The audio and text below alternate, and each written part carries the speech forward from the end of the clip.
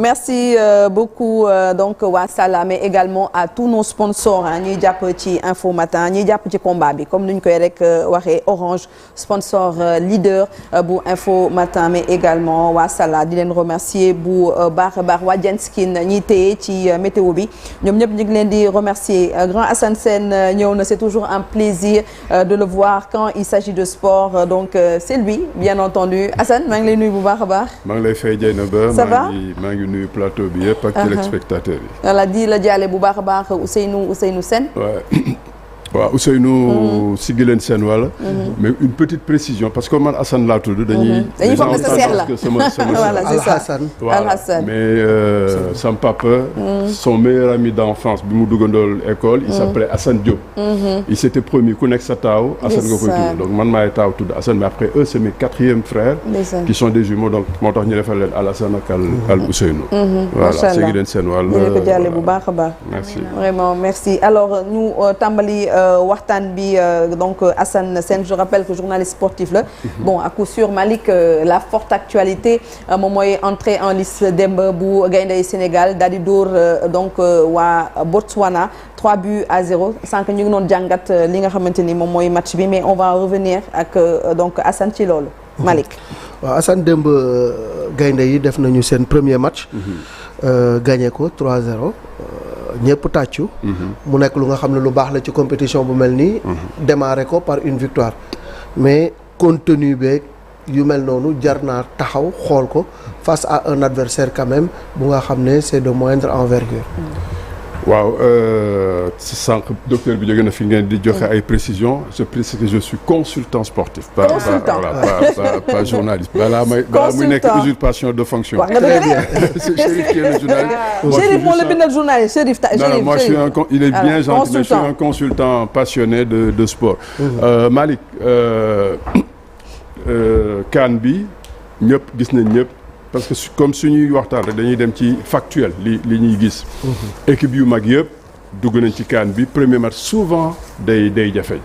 pour preuve Maroc bi organisé keroog match metti na ba presque public am sax xaw nañu yuuxu. ñi ci topp Égypte.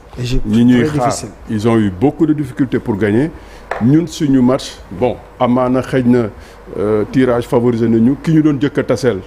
maa ngi lay dégg sànq nga koy wax. 40e africain c'est quasiment équipe bi gën a faible mais on se devait ñun ñu sérieux dugg ci match bi am ay certitude xam nga boo réerewul mbir CAN bi moom la ñu moins bien préparé équipe yëpp nag. ndax FIFA xaw nañu rey suñu match amicaux yi ñu prévoiroon fii Dakar ak beneen avant kii bi pour au moins dernier réglage yi. amuloo ko mais on est tombé sur un bon tirage qui nous a permis hier pour man match boobu c'était presque moo doon remplacer match amicaux yi pour nga mun a dugg ci CAN bi am ay certitude ba questionnement ñoom kii ak double pivot yi muy laajteeg yeneen yooyu yëpp nga mun ko am duggee ko et yow mi nga xam ne Malick soriwuloo ci sport bi comprendre nga ne Pape pour gestion de groupe gestion des cartes parce que dañu toll nag Malick ci benn phase bu xaw a délicat. xaw a délicat Malick man sax benn moment doon naa bañ statut de favori parce que dañu nekk ci benn transition. forcément ñu mag ñi ñu ngay jeexal ñu bees ñu ngi ñëw transition boobu boo ko loupé rek. andi ay frustration andi leen rek day tax sa équipe jafe donc vraiment réussite bu baax la y a eu un grand sérieux malgré ki ngay taseel. respecté nga ko jox nga ko cër teel ko woon sa doole. après nag li ci des ñu gérer ko y a toujours nag lu bëri luñ ci mën a wax. parce que soo ko bëggee analyser en profondeur à froid après victoire démb bi y a encore à boire et à manger. gis nañu démb dañu dajeek équipe bu nga xam ne souvent équipe yu bëri bu ñu dajeek Sénégal attitude boobu la ñuy adopté mooy def un bloc bas assez compact. pour jéem ñu gêner. mais démb gis nañu ni il a fallu attendre la 39e minute pour ñu dugal suñu premier but. patience boobu. waaw ça a fini par payer. waaw Malick équipe bi fi mu nekk nii wax dëgg yàlla sur ce plan màgg na.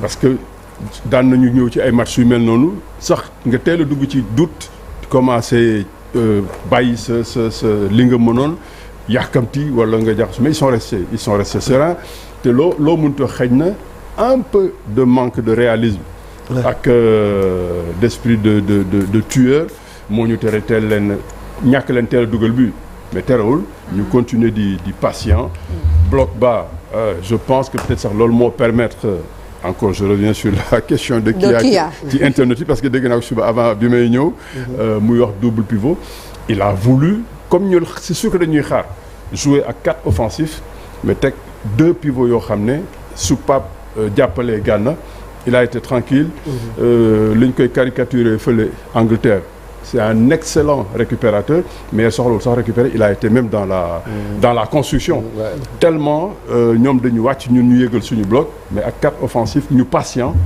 continuer di dem Jackson ba nga xamoon après occasion bu njëkk après retourner bi muy tenté mun na commencer gamberger mais ils sont restés tous tranquilles très lucides et ça aussi il faut saluer l'apport du patron souvent qui demande qu'on soit calme qu'on soit pondéré et pour preuve Sadio pour déclencher premier but bi il a été ñu fi ñu koy xaar rek la andi mag xale yi la sagesse gunge leen bañ a sax duggati ci voilà effort bu bëri bi soxlaatu ko alors grand bi ñu génnee liste bi Pape Thiaw génnee liste bi gis nañ ne ci catégorie bu nekk ku nekk mën na nekk titulaire d'ailleurs moo nekk commentaire yu bari yoo xam te ne sénégalais def nañ ko donc ak équipe bi ñu am ci 11 partants yi ak ci li nga xamante ne ñoom ñooy faral di toog nan lañ mën a def pour faire tourner l'équipe utiliser ku nekk sa profil ci yi nga xamante ne moom mooy match yi ñuy xaar waaw ba loolu ça dépendra de kan ngay tasel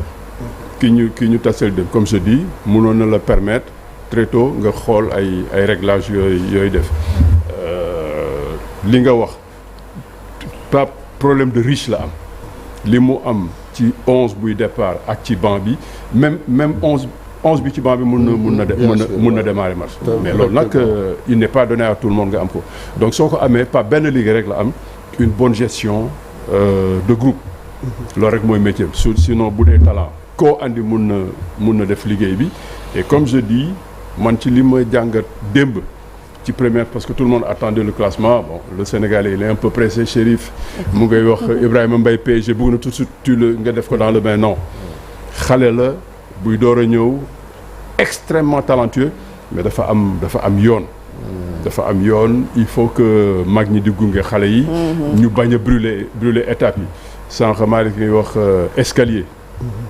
escalier compétition bi escalier parce que premier match bi c'est pour nga préparer surtout CAN bi c'est pour nga préparer mondial bi ñëw donc lépp dafay am il faut que mu tegu ci charte tegu ci yoon et sur ça foofu la ñuy xaar Pape mu góorgóorlu ci foofu rek normalement am na lu mu demee marché ba ci kanam man sama jour bi duñ ko wax lu bëri alors que apport bu mooy Crépin mi waaw Crépin oui mooy sa joueur dañ koy sous-côté man journal sportif yi mais macha allah taxawaay bi tax sous-côté non Chérif maintenant pour parler même note yi analyse duñ ko wax dara duñu wax waxu Crépin du dëgg du yow mais expérience bi mu am ak métier bi mu am Crépin ci côté am ku fa ñëw di nga fay juuti balaa ngay dem parce que lui il est régulièrement sérieux c'est ça il est toujours très appliqué li muy jéem yëpp mooy benn moment sax soo defee attention dem pour rester toujours dans le factuel benn moment affaire bi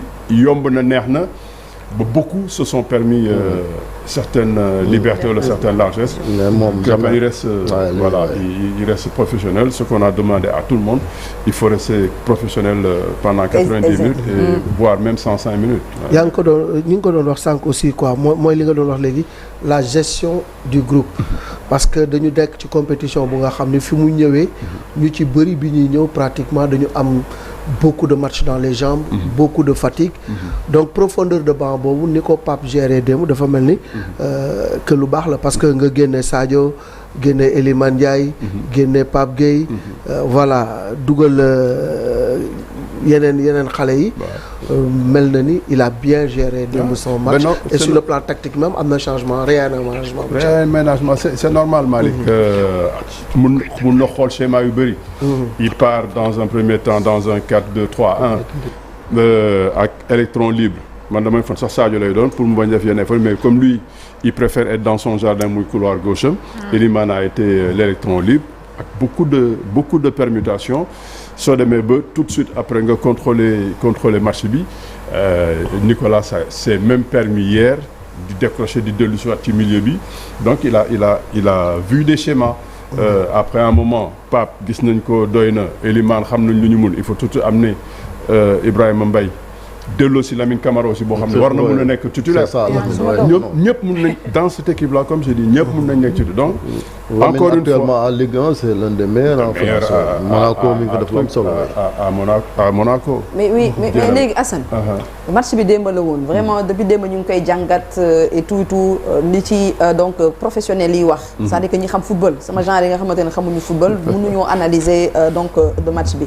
mais man instant ni perspective yi la bëgg xam face donc ak RDC.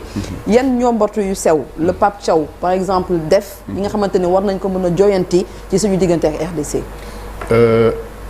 soo jógee ci match bi le peu bi nga ciy jàng mooy bañ a teel a doylu.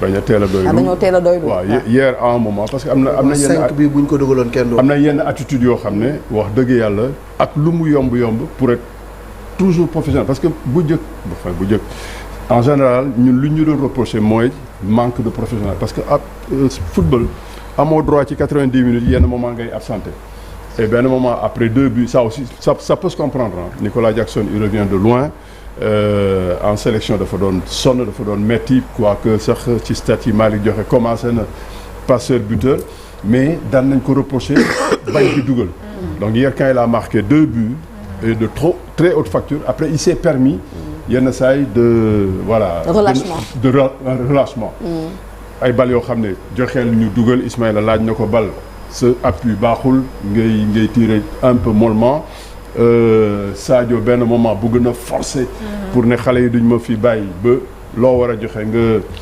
jouer individuel. On a senti Elimane un peu frustré parce que plusieurs fois il était en position bu nga xam ne bu ñu ko joxoon ça s'explique parce que moom saa yu génnee joxe kii yaa ngi wax Sabali waroon non Sabali loolu mooy rôle c'est son job homme de couloir piston débordement percuté centré mais ak lucidité et équipe bi di jooyanti jeena ba mooy góorgóorlu ci geste juste parce que même le premier but que Jackson marque Sadio fait une passe extrêmement juste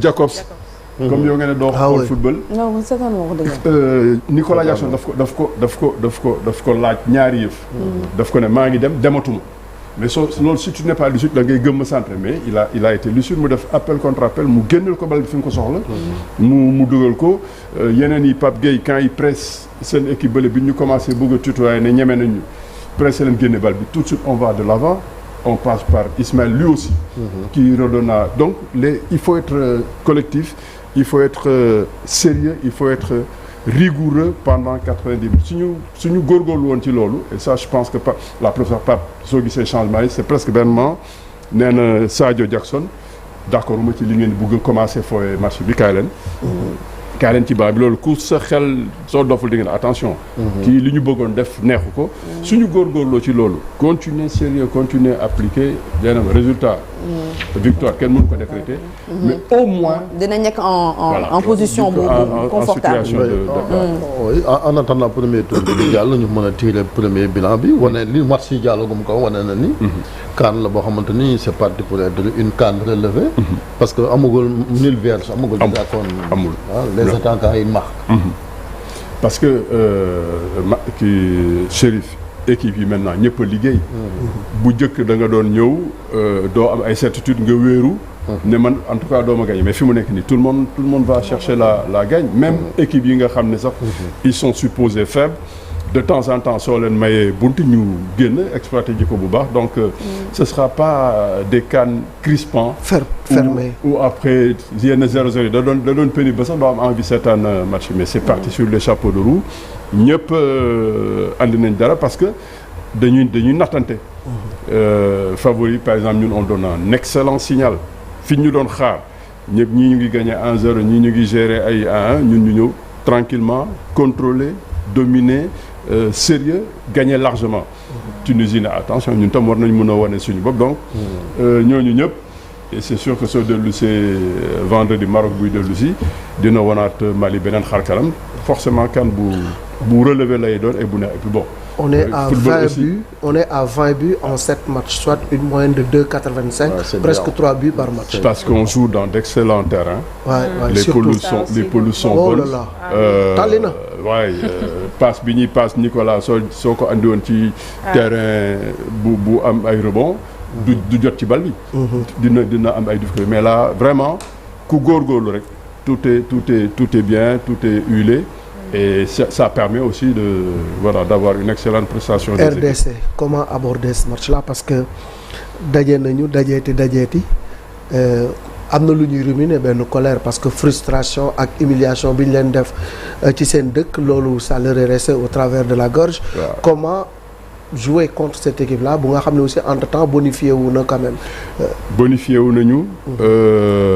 Ils vont être plus sax disciplinés.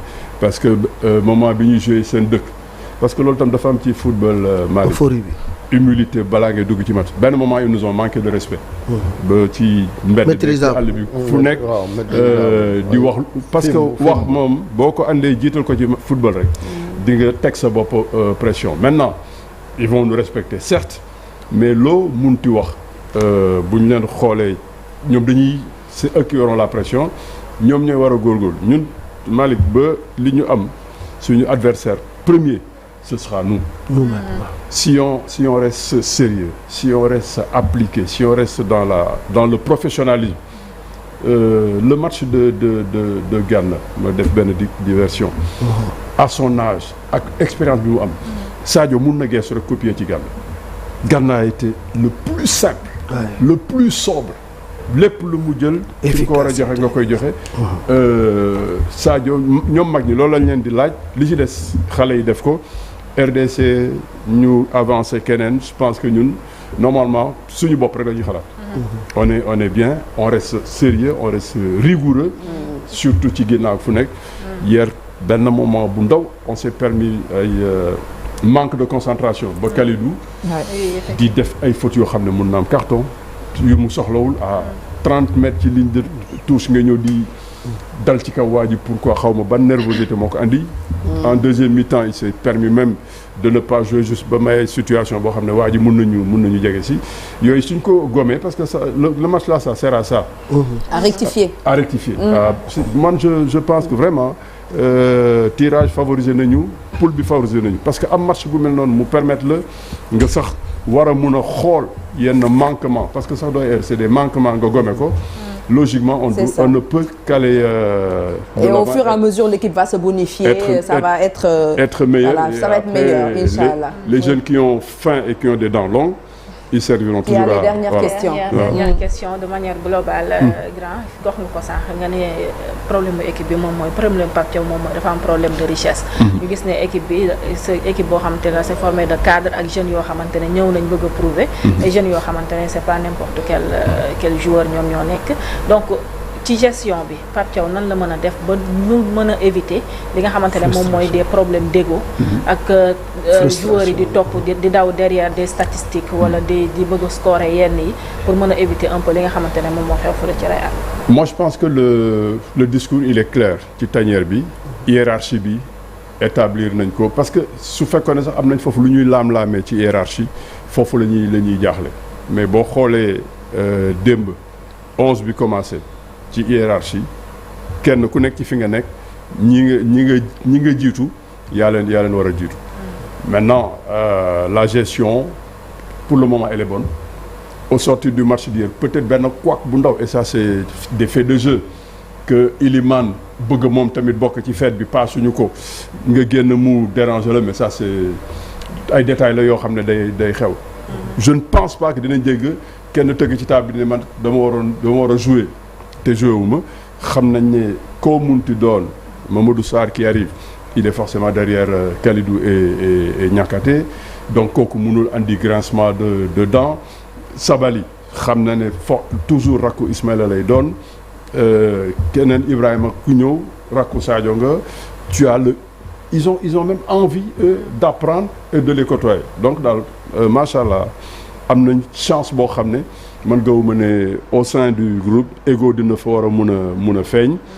Tout est dans les règles de l'art et encore comme je dis quand on est dans le terrain on reste professionnel jusqu'au bout des ongles pendant 90 minutes après leneen mun Jacobs démb dernière question Malick il a fait un match énorme te place boobu bu dul woon xëy na li Diouf Pape Malick Diouf am suspension xëy na moo doon démarrer mais là ça va encore faire réfléchir Pape Thiaw foofu xam nga aussi Malick moi je pense que c'est clair dans la tête pour déjà arrière latéral pour le défenseur il faut déjà savoir défendre Jacobs moo dàq défendre Pape Malick ba ñu war a jouer contre Brésil bi ñu soxla am défense bu dëgër foofu Jacobs mooy défendre et mieux moo jiitu Pape Malick ci tanière bi il défend bien il est passeur il fait un match correct amul sax soxla il va passer numéro 2 ci couloir droit bi loolu mooy loi au foot te kenn mënu ko transgresser. Oui. Voilà. Et pour la dernière question pour contre la RDC, il faut maintenir même liste donc gaynde yi wala même classement bi wala il y a des choses à 2 août. Même 11 peut-être parce que comme j'ai dit benn moment il s'est permis de jouer avec 4 offensifs. Oui. Parce que xam na ne l'adversaire sera faible. Foofu peut-être mën nañu peut-être un peu plus densifier le milieu terrain bi wàññi benn offensif andi benn milieu mais ça aussi ce sera tranquillement bon soo xoolee bu baax ci li ñu gis démb Ismaïla mi dellu si de blessure il a été l'un des moins performants que ci kat yi Ismaïla xaar Lamine wala Pape Matar ñëw mottali ci milieu bi c'est jouable et aussi ce sera la suite logique des choses. nañu koy woowee 4-4-2-2-2 wala 2-2 nu ñu koy woowee noonu. ça dépend ci li nga 4-4-2-2-2-3-4. yow kii mu ngi lay gagné parce que kii est déjà elle parle de double pivot. ok nu ñu koy woowee 4-4-3-2. non 4-2-3. 4-2-3 parce que comme double pivot il faut en tout cas il faut qu'on soit concentré. concentré match après match. concentration. pas d'euphorie. voilà objectif bi xam nañ ni mooy jëli coupe bi. te loolu li la koy may. mooy concentration maa ngi ko wutiwaat ndam li. waaw maa ngi ko wutiwaat concentration maximale respect des adversaires mais ñun waruñu ragal kenn. ku ñu dajal yaa ñu war a ragal. voilà c'est ça professionnalisme. professionnel jusqu'au bout. il y a que le mot professionnalisme concentration. kese donc vraiment merci beaucoup donc Assane da ngay toogandi ak ñun pour ñu rek daal di tëj émission bi voilà mi ngi nii gis ngeen. maa ngi ko wutiwaat ndam li voilà c'est ça merci à la réalisation jërëjëf imam waaw 12 waaw Joal waaw on vient d'apprendre que ne que 12 morts moo am pour le moment ci chavirement pirogue bi fi am bu ñu sukkandikoo si suñu ndaw ba ñu nekkal foofee ca Mbour on voulait revenir sur l'information juste après ba ñu remercier Assane di ci ñëwaat bu baax a baax parce que image yi am du image yu ni wane ci télé voilà c'est ça moo tax nañ jàpp ni daal fukki nit ak ñaar ñàkk nañ seen bakkan am na ci ay rescapés 200 ñoo nekkoon à bord voilà c'est ça dinañ ci revenir ak suñu ndaw ba nekk foofee donc ci Mbour di Ndeye Mati Dieng léegi nag la une de l'Observateur de Record ñu ñëw ngeen ci météo laataa ñu tëj émission bi